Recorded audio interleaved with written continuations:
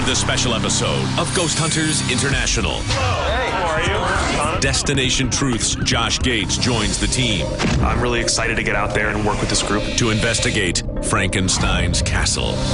Frankenstein is the blood brother of the devil. Is the inspiration for the classic horror story more fact than fiction? Are you the Frankenstein haunting the ground? Is there anyone in this room with us? Is that a gasp? You saw that, right? Yeah. What will they uncover in the evil of Dr. Frankenstein's lab? My closest brush with death is Andy Andrews nearly killing me. Is it GHI's turn to wake the dead? Something just walked right over here.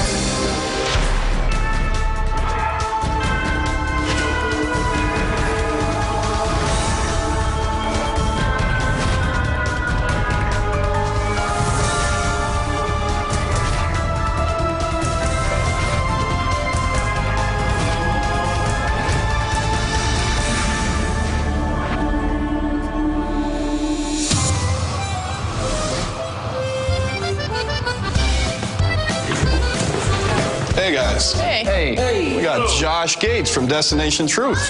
We invited Josh to investigate Castle Frankensteins. Josh is a cryptozoologist, and many of the techniques that he does to try and dismiss myths and legends are the same as our own. Let's go. Okay. My name is Josh Gates. I am the host of Destination Truth, which is a travel adventure series that follows me around the world in search of the truth behind stories of notorious cryptozoological creatures. I had a great time hosting the Ghost Hunters live Halloween show, and so when they asked me to come and investigate with them at Frankenstein's Castle, I couldn't pass it up. It was a great opportunity. And Josh, it's actually great that you're able to come along with us. We're excited to see what you think. Yeah, we don't do a lot of paranormal stuff on Destination Truth. We're looking for like these big dangerous animals, and everyone is just hoping that like my hand gets ripped off by something. I'm going to be interested just to see how all of you work and be able to kind of observe firsthand and participate firsthand in the investigation. So Donna, what's the case? Frankenstein's Castle. It's located in Darmstadt, Germany, and as probably most of you know, it was the inspiration for Mary Shelley's book, Frankenstein. It was about a mad scientist who created this monster out of body parts. Mary Shelley's book, even though it's fiction, there was a thread of it that is true. There actually was a man back in the 1600s. His name was Conrad Dippel, Frankenstein. He was an alchemist. An alchemist was someone who studied natural philosophy, chemistry, and pharmacology. The best-known goal of an alchemist was to try and turn lead into gold. A lesser-known goal was to try and create an elixir of life. What he was rumored to do was go and dig up graves, get these bodies to use for his elixir of life. And he claimed that the formula would allow him to live to the age of 135. How did that work out for him? It didn't. Actually, he took it and he died. He actually died in the castle. That's not good. Not so good. They say that the castle is haunted by his ghosts and also the ghosts of the people that he dug up. All right, guys, we're almost there, so let's get in there and see what's going on. This looks incredible. Wow. Wow. That's awesome. Wow. This should be good, huh? Josh, if you want to go on the tour with us, that'd be terrific. Sure. All right, you guys gonna unpack and get ready? Okay.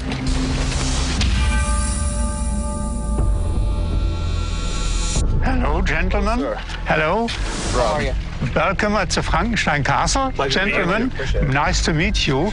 I'm very happy to have an investigators team on Frankenstein Castle, because there is a lot of strange experiences around Frankenstein Castle. And so I want to find out the truth. Can you tell me about the history of the castle? That was a man who lived here that was named Arbogast von Frankenstein from 948 after Christ was born. And the family of Frankenstein died out in 1602. And did the castle fall into ruin in 1602? It fell into ruin in the 19th century. Johann Conrad Dippel von Frankenstein, he was a grave robber, and he did a lot of experiments here. He cut off the arms and the legs. And the minister, he told the people, Frankenstein is a blood brother of the devil. A lot of people report his ghost is roaming on the roof of the chapel. It's a beautiful castle. Would you mind giving us a tour? Yes, let's start here at the chapel. This room is left in the same way as it was during the Middle Ages.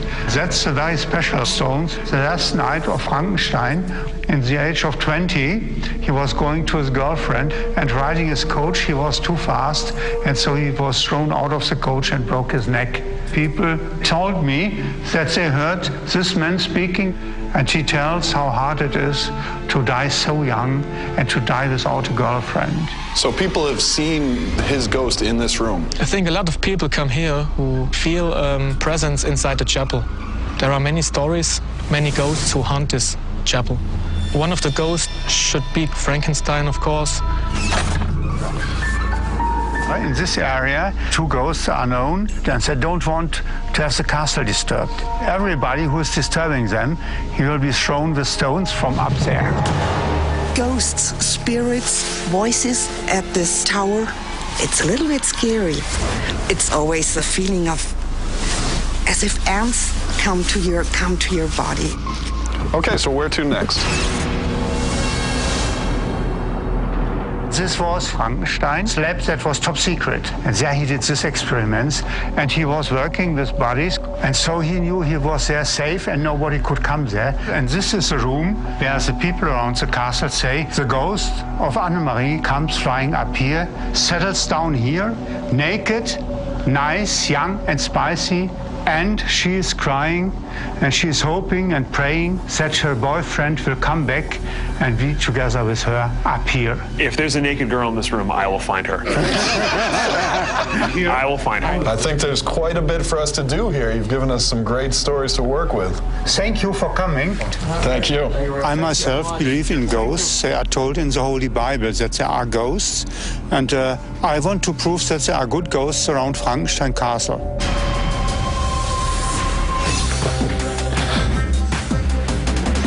What can I do? All right, I'm going to show you how to set up the DVR. Here's our monitor. What I basically do is I try to get most of the room as possible. So you just want as much coverage as possible. Exactly. All right, now make sure the camera's good. That guy's got some uncomfortable looking armor on. Hey. Hey, guys. So how'd we do? We got the DVR in the church, pointing mostly at the statue on the door. Basically, everybody's going to be carrying equipment with them tonight. Barry, if you wouldn't mind grabbing Josh and head up to the tower, and you can show him how we do an EVP session. Yeah. Sounds great. Love to. All right, let's get going.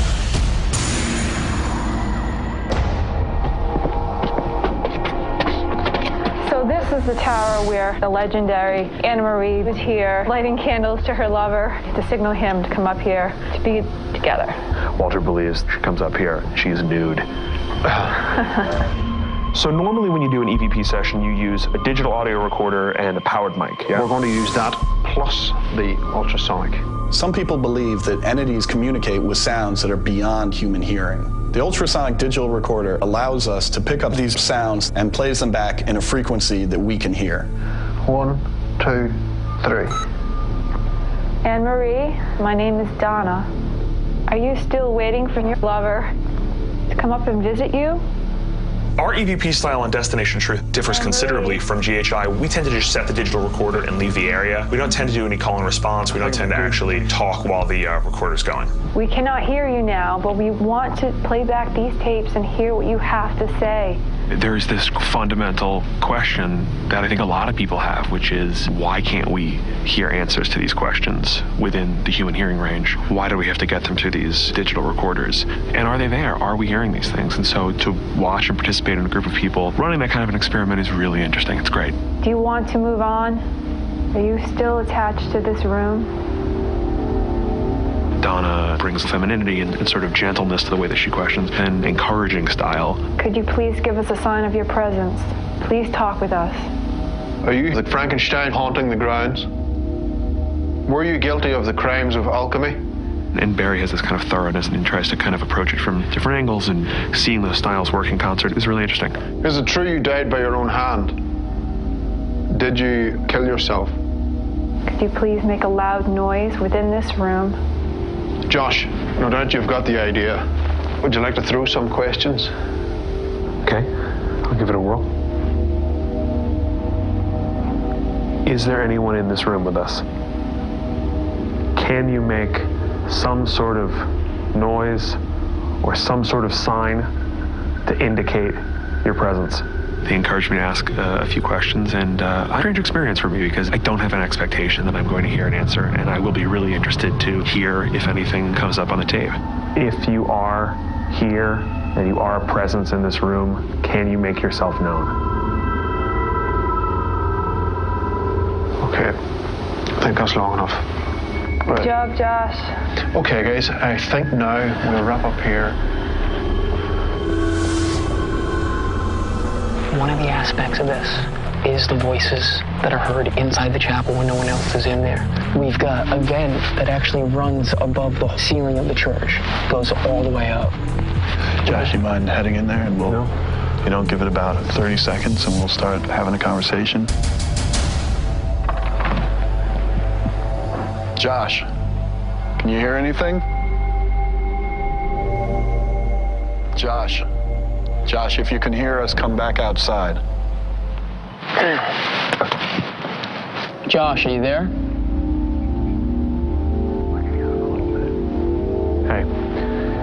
So I can barely hear you, but it's really muffled. I don't think there's any way that I would mistake that as coming from inside. Okay. Good job, Andy.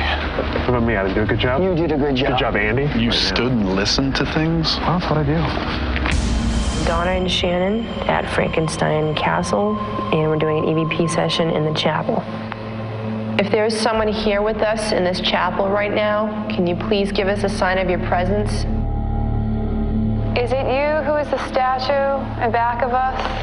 We heard a story that you broke your neck and died on these grounds. We ask that you communicate with us, please. Flash. If there's someone in the room and you're curious about us, it's okay to talk to us. Could you rock one of the pews back and forth? Bang on the wall? Why are you at Castle Frankenstein? Are you the alchemist? It's okay, we are not here to hurt you. Do you know the man that hangs out on the roof?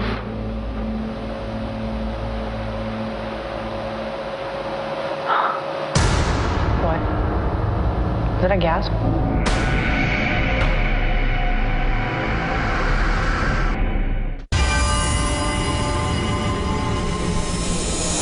Shannon and I went into the chapel to do an EVP session. We had heard the story of the ghost that roams this chapel, 3 inside and 1 appears on the roof.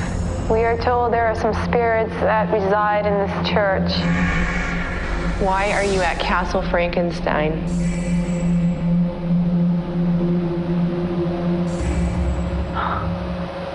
What? Is it a gasp?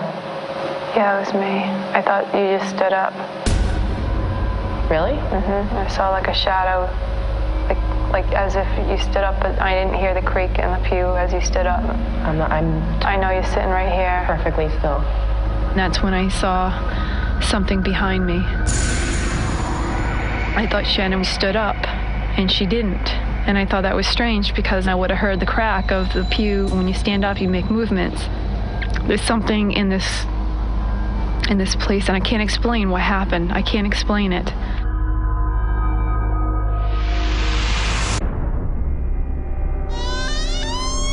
Andy and I came down to the chapel because Donna had a pretty impressive personal experience with the shadow in the chapel. So we wanted to do an EVP session. One of the interesting reports is that there's a ghost that actually exists on the top of the chapel.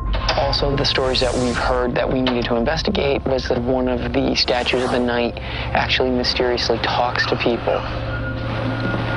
EVP session in the chapel, Rob and Andy. We understand that there's someone in here who, from time to time, will speak with people. You think you can speak with us now? Who is it that remains here?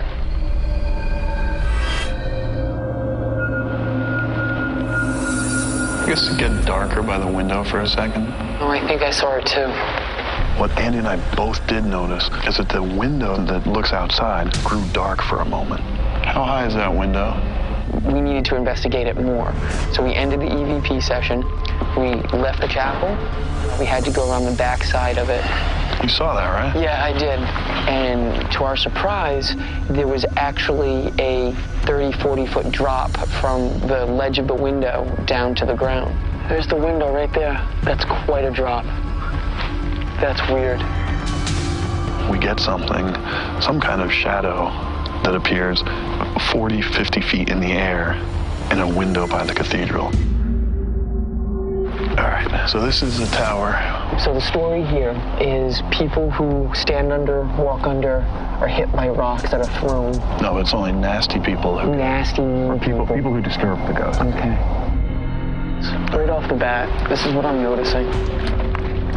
It's the sound of rocks. Right. If it's like that up higher and a piece of it falls off, it's gonna sound like rocks being thrown. Right.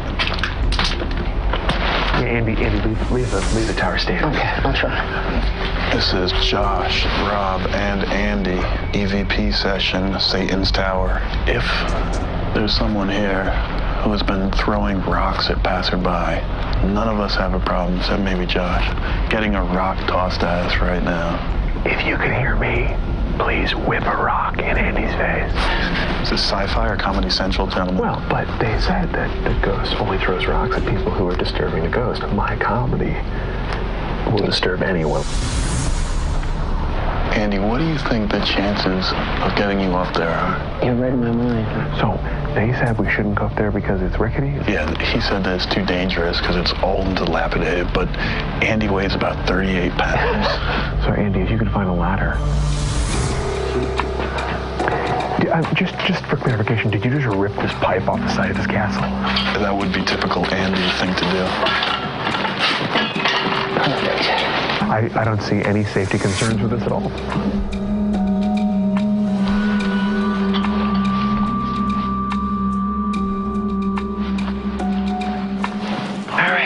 I'm just gonna check out up here, see what we got. I started to explore it floor by floor. The first thing that I noticed is all the cement work from the walls did fall down, and it was right at the edge of the balconies. Hey, Rob. Giving us a tour like he has these really... Guys, clear out for a minute. Stand back. Rob, listen. The whole step up here at the very edge is littered with pieces of concrete. So somebody shuts the door on their way in. Any kind of strong wind, it's really windy up here.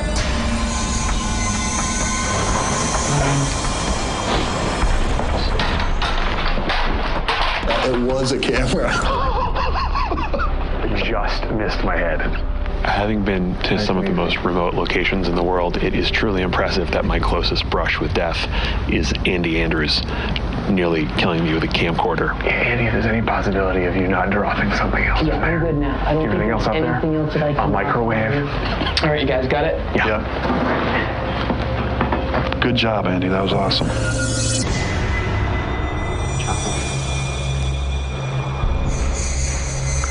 Shannon and I were in here earlier during EVP Session. Right. Her and I were both sitting on the front pew. And I swear to God, a black masked figure came like sitting up as Shannon stood up. Barry had the idea to light these candles in the chapel, kind of set the mood a little bit, kind of get the ambiance going.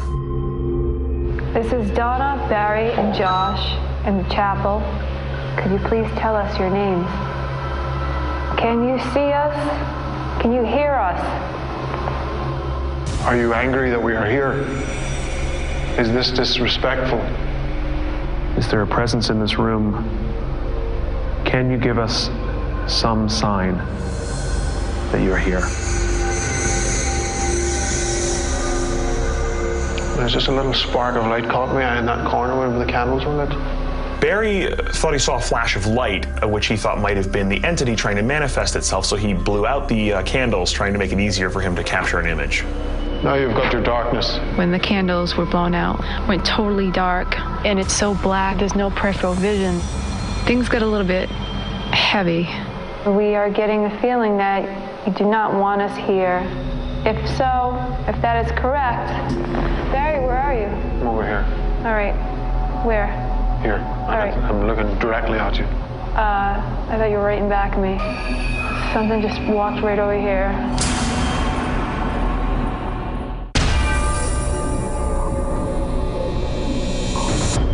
Josh, Barry, and I went in the chapel to do an EVP session. Barry thought he saw a flash of light, which he thought might have been the entity trying to manifest itself, so he blew out the candles, trying to make it easier for him to capture an image.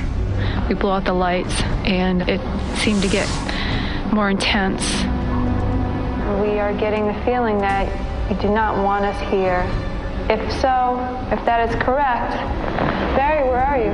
Over here. All right. Where? Here. All right. I'm looking directly at you. I thought you were right in back of me.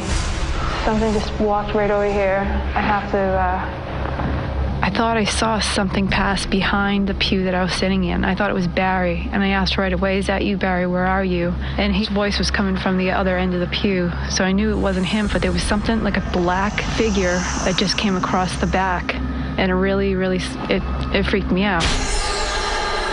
Donna had some sort of experience, but she was clearly startled. I certainly felt very tense. You want us to leave? Or are you a member of the church? Or are you something else? Is there a presence here that wishes to communicate? Josh was grand. He understood that we needed the silence within the session, and he participated within the questions. Is there a presence in this room? And it was exceptional. Okay, let's end it there, Donna. Okay, good. Dankeschön. It's been great. I mean, between just sort of using eyes and ears and doing the EVP sessions and the thermal walkthrough, I'm certainly getting a sense of the way in which this team works. Anne-Marie, are you still waiting for your lover to come back? We're also reaching a hand out to Johann Conrad Dippel, Frankenstein. Is there anything you wish to say to us? We're trying to communicate with you. Can you find a way to communicate with us? Is there anybody buried on this property? Is it your choice to remain here? Did you die here in the castle?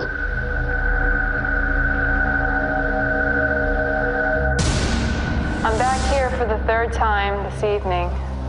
Whatever is in here must recognize me by now. Donna had some activity occur earlier in the night, so we headed back to try to get whatever might have been in there to manifest itself under a little bit more controlled situation. What message are you trying to get through to the living world? Come through once again. Show everybody what I saw. See, the thing that bothers me about the light from the handy cam right there, it's the same thing like with orbs. I mean, if the light hits a dust particle just right, it's going to be perceived like that. Right, yeah. So, I mean... You know... Did you hit it? Yeah. Is anybody around here? Anybody do that? I've got nothing, Donna. Hello? We both heard the door handle jiggle, and we really thought that somebody was coming through. There was no one out there whatsoever. All right, all team members call out. Where are you with your locations? We called on our walkies to see where all our team members were. They were all accounted for. They were nowhere in sight. We tried to find out how much force it would take to open that. I mean, I was throwing my shoulder into that door to recreate that same sound. No way. No way. It was this. Yeah, that's what we heard. God, it answered us. That was pretty fun. No, I don't want to swear. Somebody else witnessed what I had seen earlier in the night with a sound, and I'm pretty damn happy about it. We need to go back, review the film from that period that it went down, and check it out, that we actually got something on tape. Brian and I went down toward what was Frankenstein's secret lab, where he would experiment with unstable nitroglycerin. If you mess with nitroglycerin and you blow yourself out of the tower and he falls into the trees, he's like, oh, he wasn't too badly hurt. That is a lucky guy. Yeah. Well, of course, then later he poisoned himself, so... Yeah, and then I guess... Being stupid will catch up with you eventually. All right. Here we are. I'd like to do a little EVP work, because he did bring dead bodies and stuff in there. Sure. I don't like to get too in-depth questions. Yes/no questions. Sure. Because, you know, the ghost doesn't have enough energy to give you a paragraph. Sure. Is that cool? Yeah. Is there anybody here that'd like to speak with us tonight? Brian has a particularly singular style of ghost hunting. Yo, kid. Brian won't pander to a ghost. Watch this. There's one sitting here. What's up? He won't ask a ghost nice questions. Come on out, jackass. Just goes right in, guns blazing. Come on. Let's go. It's a direct style, and I appreciate it. Like, I mean, I hate provoking like this because I feel like an ass. Yeah. It depends on how you react to what kind of spirit it is. Like if you got some 90-year-old old lady ghost, you can't sit there and say, bitch, show something, you know, because she's going to fly. You know, she's going to run away. Sure. You know what I mean? Like, it's There's no reason to speak to the elderly that way. Just, you know? Alive or dead. I was going to ask during the EVP session if news had reached the spirit world at how thoroughly I trashed Barry at darts last night. Okay, guys, let's call it a night. If my EVP session and castle tour with Brian was an evening highlight. Going that way. That was a very nice investigation. It was fun. There's this amazing, commonality to almost every culture on Earth, that there is a relationship between cultures and civilizations and the afterlife and another world beyond our own. And I think for a group of people to come together, take a scientific standpoint and say, we're going to investigate that relationship and see if we can make contact with a world that we can't see and a world that we don't understand. I think that's great. Having Josh here tonight was great. Besides being so smart and intelligent and understanding our methodology and our protocol of how we go about investigations, which are similar to his, he's just a down-to-earth, really fun person to be around, and I hope we get another chance in the future to work with him again. Coming into Frankenstein's Castle, of course, there's tons of legends, tons of histories, tons of stories. And I think the investigation was a complete success. Having Josh here was terrific. The guy's a real professional, and I'm really quite happy that Josh was able to join us. I was excited to come in and meet this group of people and really observe and to some extent participate in what they do. And I had a great time doing that. Walter. Hello. How are you? I hope you have had a nice time and you enjoyed the time with us at Frankenstein Castle. It's been a long night, but a terrific investigation. It's getting pretty late. We have a lot of data that we have to review. We're going to go over that, and hopefully we'll have something that we can show you. It's very good and very important for us to know. Thank you very much for coming. Thank you. It was a nice time. The guys have been here for a long time, a whole night long, with a lot of equipment, and I hope you'll show me a lot of interesting things I've never known before.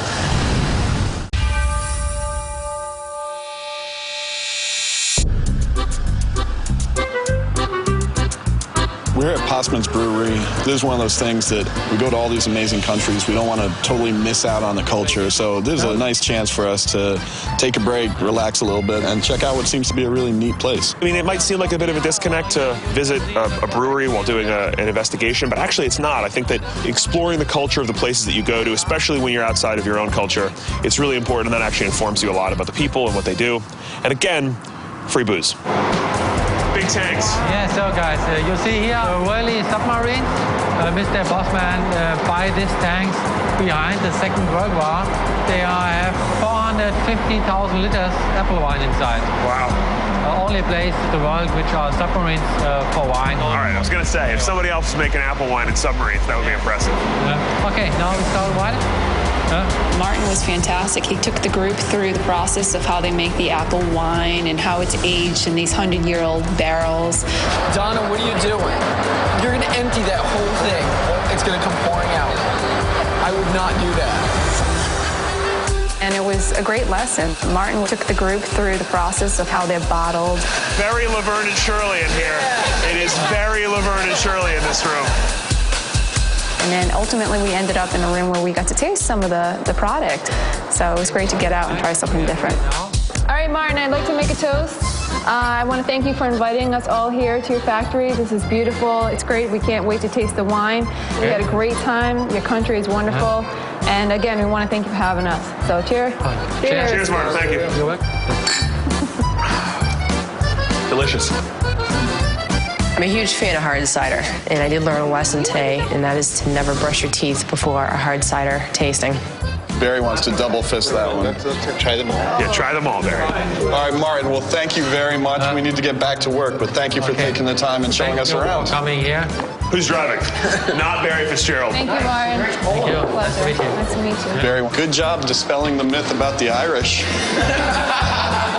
So we finished the tour. and got to taste a little bit of the apple wine and the hard cider they make, which was great. The company was terrific, and Martin was really nice, and it was really interesting to see how it's made. And we had a great time.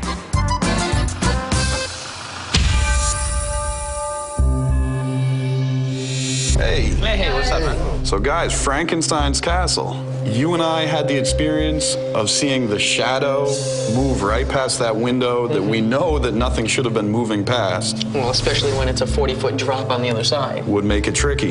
Shanna and Donna, you guys had an early experience. It's so interesting because it happened at the same location inside the chapel. When Shannon and I had gone in there to do our EVP session, I was sitting on one end of the pew, she was on the other end, and I thought she had stood up, and I asked her, did you just stand up? But she said, no, I didn't stand up, but I saw a black figure stand up. Now, that was the first time. The second time is when Barry, Josh, and I had gone in. Josh and I were sitting on the front pew, and out of my peripheral, I saw a black figure mask walk directly in back, and I freaked out, and I thought it was you. And again, it was one of those rational, it couldn't be him because it was such a narrow opening that I would have had to hear, like, pews being moved. But so we had a bunch of personal experiences, but did we get the evidence to match up with it? And how do we do with the DVR setup in the chapel? Well, unfortunately, because the chapel was so cold and it was freezing outside, there was moisture condensation on the camera lens. That's too bad. How do we do with the EVPs? We got more than I thought. Barry here, he's the one that found them. Now, this first EVP was taken in the chapel with myself, Donna, and Josh.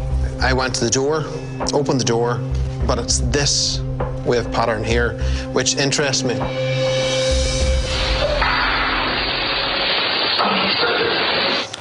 There's definitely something there.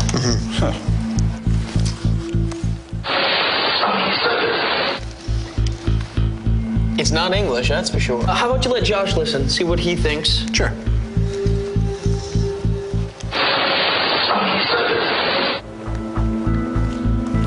It does sound like speech. I would concur that if it is speech, it doesn't sound like English. The next one takes place in the top tower with myself, you, and Shannon. So have a listen. All right, that sounds like a whisper.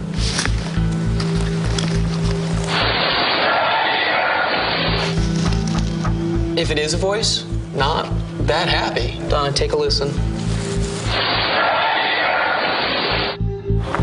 It's definitely a whisper. It sounds like a male. The next one is a little different. This is the ultrasonic. You got something with the ultrasonic. The ultrasonic picks something up inside the chapel. No wind, no footsteps, none of us talking, voices, nothing like that. This particular mic was pointed to the ceiling. Whatever this was up there above where Donna and Josh were sitting. Now have a listen to this. It's not going to be like anything you've heard.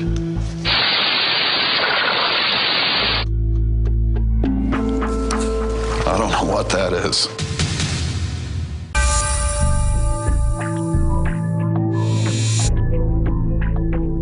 The ultrasonic picks something up inside the chapel.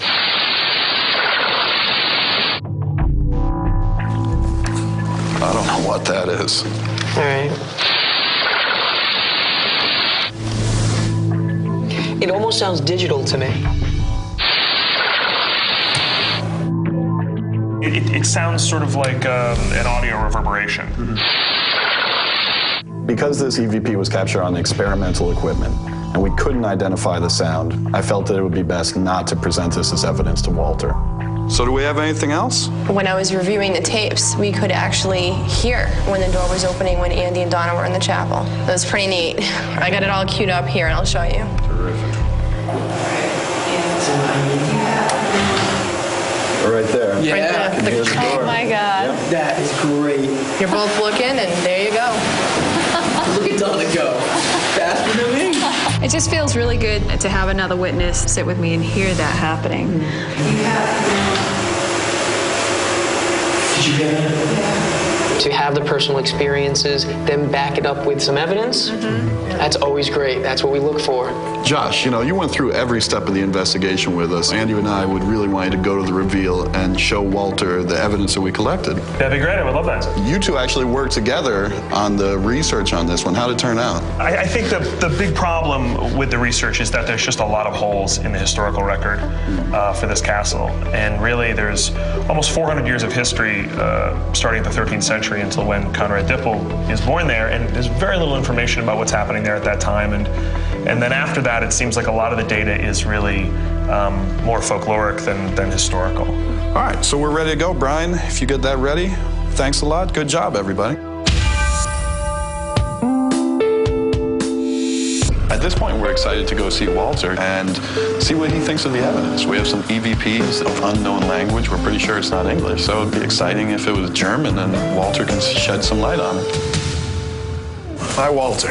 Nice to see you. Good to see you. How are you, Walter? Hi. Hi. You gave us a tour. You told us some of the stories you had heard, and we come in and we look for alternatives to the stories of the paranormal. We use a range of equipment when we do our investigation. EMF detectors, FLIR camera that picks up heat sinks, IR cameras, handheld digital recorders to try to document anything that we might experience throughout the night. We did have incredible personal experiences. Donna and Shannon were in the chapel, tape recording, asking questions. Donna was sitting in the front pew. She thought that Shannon was sitting directly behind her because she noticed a shadow standing up. She turned to ask Shannon, "Why are you standing up?" except that there was no one there. That's known about this chapel. Andy and I went in to see if we could figure out what was going on. We saw a dark shadow move in front of the back window. That window is 40 or 50 feet in the air. No one was walking past that window. I first thought myself that are trees. This wasn't a tree. Right. It was like a moving shadow that came up across the windows. And we thought that was interesting because you had mentioned the story of a ghost being reported on the roof. Yes. But that wasn't the end of the personal experiences. Barry, Donna, and Josh entered the chapel again. Barry saw a shadow cross again behind Donna. Donna caught it out of the corner of her eye. Yes, that's told by a lot of people. Donna and I decided to go back. We were filming ourselves. From out of nowhere, we actually heard a sound, and I'd like to play that for you right now. Oh yes, it would be very interesting.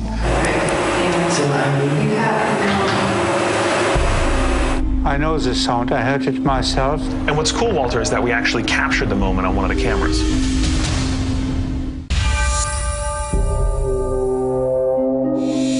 Donna and I decided to head back to the chapel. From out of nowhere, we actually heard a sound. I know this sound, I heard it myself. And what's cool, Walter, is that we actually captured the moment on one of the cameras. What's it like seeing it on tape? This sound is coming sometimes, mostly in the evening, and I don't know where it comes from. It was actually the door handle opening. I was up in the tower, so I knew where my team was at the time, and I could look down at Josh and Brian, so we knew that there was no one near that area at that time. It won't rattle by itself. The wind cannot shake it in its place. It's very hard to push it. to push it down. We continued on to try and figure out what exactly is going on. So we use our digital voice recorders. Sometimes we get voices or sounds that we have no explanation for. We're hoping maybe you would recognize what it is. Now this first large spike area, that's going to be the door closing. What I want you to pay attention to is that second area right there. There's somebody talking behind. So what did you hear? I hear the voice speaking in Old German language. Can you translate it for us? In English, Abo is here. What is the phrase in German? Abo-Gast ist hier. Abo is a nickname for Abo-Gast, the first knight of Frankenstein we know about.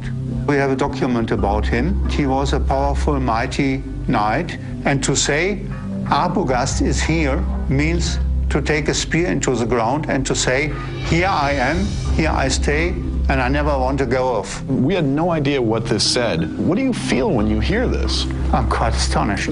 Do you definitively think that that's German language? I'm sure. And what makes me shiver is that I, at the very moment, found out what it was. Now, this next one that we captured was up in the tower.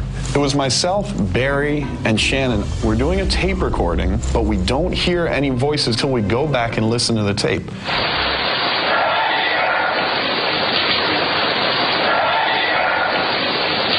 It's old German language. That means kommt her, come here. Is this like a friendly way, like you were speaking to a friend or someone you were aggressive with? It's more friendly. It's as if a boss calls his people to come to him. Not aggressive, but with authority. The spirit of the alchemist, the boss of this area, was frequently seen in that same tower. Yes. You're saying that it's like an invitation for someone to come to you. When this was captured is when Barry starts asking questions. So it seemed odd that this voice would appear and immediately afterwards Barry would begin his questioning. The bad news, Walter, is we did not find the naked woman. I'm very interested in it. I know you are. As a historian yourself, you can appreciate that what we try and do is research some of the legend and some of the stories. Josh and Donna worked together and had some interesting results. Yeah, I mean, certainly, Walter, you know better than any of us the history of this castle. You've written about it. And we went back and really tried to separate the historical record here from the legends and the fairy tales. This castle has a very rich, textured, legitimate history, but there's also so many stories that really can't be verified and don't really appear in historical record associated with this place. You have to do a hard work if you want to differ between legends and true history. I noticed that when you guided us around, you sort of breathed life into both the real history of this castle and the legends of the castle. Prior to this team coming here, did you believe this castle was haunted? You walk a fine line, and I can never tell if you really believe that it's haunted. I was not sure. I was not sure. Do you feel more convinced now that the team has come here? Yes, and now we have a place that is favored by spirits to stay here. So given the personal experiences, the video, the audio, we definitely feel that there is paranormal activity taking place here. There are good ghosts around us. Sure. Well, Walter, thank you so much for your time, the tour. Your explanation of what was going on here is incredible. We'd love to come back again sometime. I hope you come back, and I hope to see you again. It would be very nice for me too. Thank you very much. Thank you, Walter. Thanks. Cheers. Thanks. I thought that here could be something strange on the castle, that there could be something around, but I never imagined that there could be such experiences as you showed to me, that I could see something and hear something like that. That touched me. And I'm very happy that they did what they did here. Walter's reaction to some of that stuff was huge. That EVP that we got, we didn't understand it. It didn't make any sense to us, but, you know, look what happened. Yeah, I mean, for him to just be kind of totally taken aback, dumbfounded, and say, you know, I know what that is. That's old German. Nobody has spoken that since like 200 AD. And then for him to say, well, there's no way that you guys could have known about this. You know, I felt that he was really satisfied with the results that we gave him. I would agree 100%.